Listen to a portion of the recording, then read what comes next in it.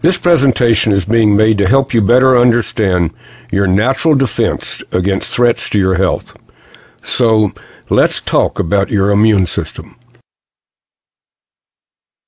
Your immune system is what protects you from disease.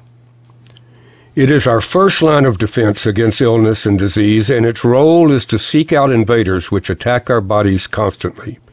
In order to best protect us, our immune system must be able to recognize threats, respond to those threats, and then be able to remember those threats if they attack us again.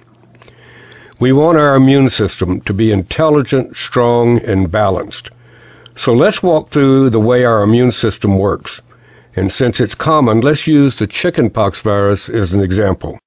Little Johnny is a happy child, but someone at the daycare center who has chickenpox sneezes, and in a few days, little Johnny begins to break out in red bumps which change to blisters, and Johnny has chickenpox. Johnny's immune system had never seen the chickenpox virus before and didn't know what was making him feel so bad. After several days, Johnny's immune system identifies the chickenpox virus and starts producing fighters which defeat the chickenpox virus. But for several days, Johnny was really sick with chickenpox before he became well.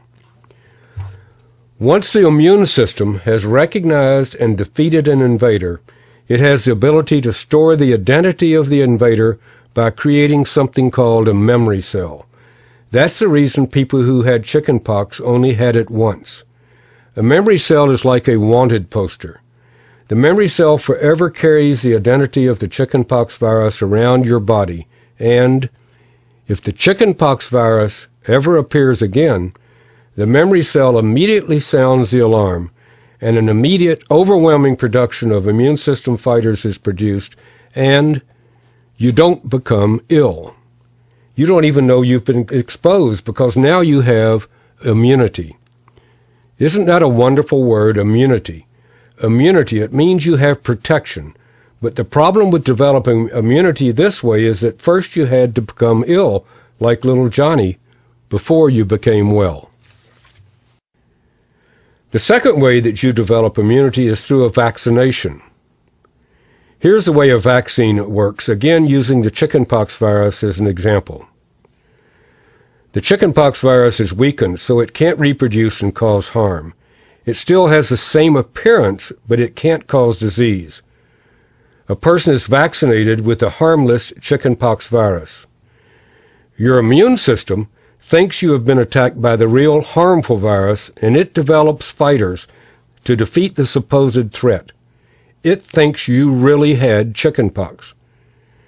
Your immune system develops memory cells so that later, if a harmful chickenpox virus enters your body, you have instant recognition and an overwhelming immune response, and you don't become ill, and you have developed again that wonderful word, immunity. That's the way a vaccine works. The problem is, however, that there are so many germs, viruses, bacteria, parasites, and fungal organisms, and there are so few vaccines. So let's review a moment how we have developed immunity. We can develop immunity and thus protection by actually having a disease, like chickenpox, where we finally figure out the identity of the invader and store a memory cell which protects us against exposure in the future. We can also receive a vaccination, which basically tricks our immune system into responding and therefore producing those memory cells which recognize a particular threat and give us protection or immunity. And until recently, these were the only two ways that could assure you of being protected against disease from invaders. Now there's a third way, and you need to know about something that has been discovered.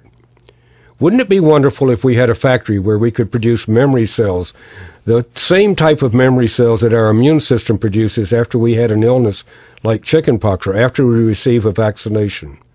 Wouldn't it be wonderful if we could have machines in that factory which made memory cells which we could consume in order to educate and strengthen our immune systems? Well, we do have such a factory, multiple factories, and they are farms. And the machines in those factories are Bessie the cow and Henrietta the hen. and you need to know how we can utilize them to help protect us. Because cows and chickens come into contact with exactly the same threats that we do, the same germs, and they have exactly the same type of response to those threats that we do. They are exposed and figure out how to fight the threat, and they produce an immune response just like we do. And again, just like us, they store the memory of those threats in specific memory cells just as we do. Cows transfer their memory cells to their newborn when it nurses through a special first milk called colostrum, just as humans do. Chickens do the same thing. They pack their memory cells in the yolk of the egg so that the newborn chick will have the immune system, education, and strength that the mother hen has when it hatches. Those memory cells that cows and chickens produce have the same function as the memory cells that we humans produce. They allow instant recognition of threats and immediate response to those threats. And those memory cells are called transfer factors. Memory cells are called transfer factors. Those wanted posters, those memory cells are called transfer factors.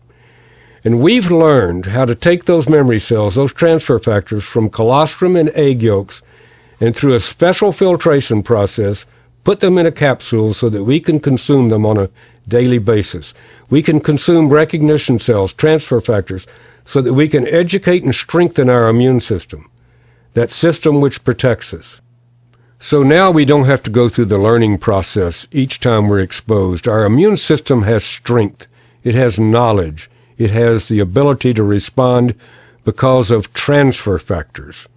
Transfer factors, those memory molecules which educate our immune system and give it the ability to respond immediately because it's able to recognize threats through those memory cells which act like wanted posters. Now, if we're exposed to a disease threat, those memory cells give us the ability to respond immediately, overwhelmingly, and we don't have to become ill like little Johnny. And we can receive the same protection as if though we'd received a vaccination by producing transfer factors. Transfer factors, those memory cells that give us the ability to respond immediately to disease threats and to have a healthy and long life.